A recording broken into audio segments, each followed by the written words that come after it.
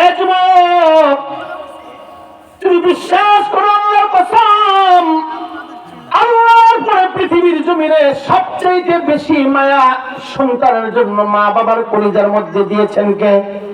কথা হয় না, কে দিয়েছেন? সবচেয়ে বেশি মায়া আল্লাহর পরে, সবচেয়ে বেশি মায়া মায়ের কলিজার মধ্যে আল্লাহ সন্তানের কলিজার মধ্যে মায়ের কলিজার মধ্যে সন্তানের দিয়েছে আল্লাহর পরে। আল্লাহ কয় পৃথিবীর কোন সন্তান বাপ মার দিকে চোখ নরম করিয়া, ঘাটটা বেঁকা করিয়া, কণ্ঠ উঁচু করিয়া, সাবধান, পৃথিবীর কোন সন্তান বাপ মার সাথে কথা বলবা না, আল্লাহর আদেশ। চক্ষু বড় করিয়া, ঘাড় বেঁকা করিয়া, উচ্চ আওয়াজে ধমক মারিয়া বাপ মার সাথে খারাপ ব্যবহার করবে না। আদেশটা কার? কথা হয় না, আদেশটা কার?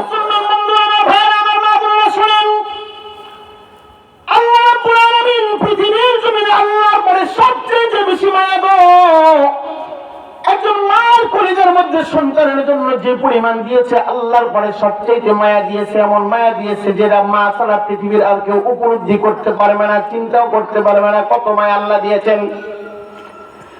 এবার বন্ধু শোনেন, একটা সন্তান মার পেটের মধ্যে 10টি মাস, 9টি মাস মায়ের পেটের মধ্যে থাকলো গো, মৃত্যুর যন্ত্রণার পরে, হাদিসের মধ্যে আছে মৃত্যুর যন্ত্রণার পরে পৃথিবীর সবচেয়ে ভয়াবহ কষ্টের যন্ত্রণা হলো প্রসব।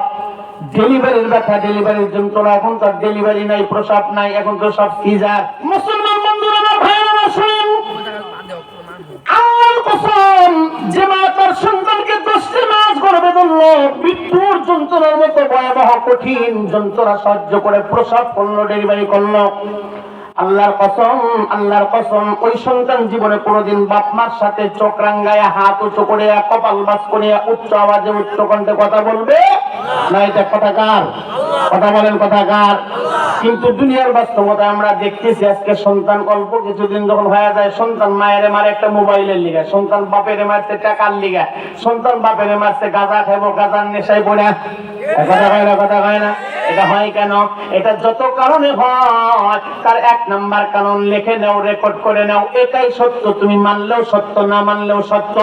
আল্লাহর কসম রে ভাই, যে মা তার সন্তানকে 10টি মাস গর্ভে ধারণ করতে পারে, যে মা তার সন্তানকে প্রসব যন্ত্রণা সাহায্য করে দুনিয়া আনতে পারে, যে মা তার সন্তানকে 2.5-3 বছর শরীরের রক্তগুলাকে দুধ বানাইয়া 3 করে খাওয়ায় বড় বানাইতে পারে, ও মার ভিতরে যদি হায়া, লজ্জা, শরমের 1 কিঞ্চিত পরিমাণ থাকতো, ওই মা জীবনে জিন্দিগিতে কোনোদিন যুবক ছেলে যুবতী মেয়েকে নিয়ে একই ঘরে বসে বসে একসাথে হিন্দি সিরিয়াল মাঝে সে দেখতে পারে না।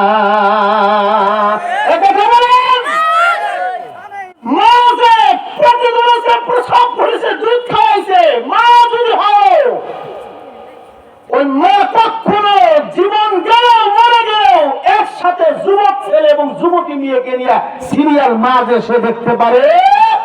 কারণ সিরিয়াল দেখতে দেখতে সিরিয়ালের মধ্যে অনেক সময় ব্যাস সিরিয়াল এসে যায়। কথা কয় না, কথা কয় না।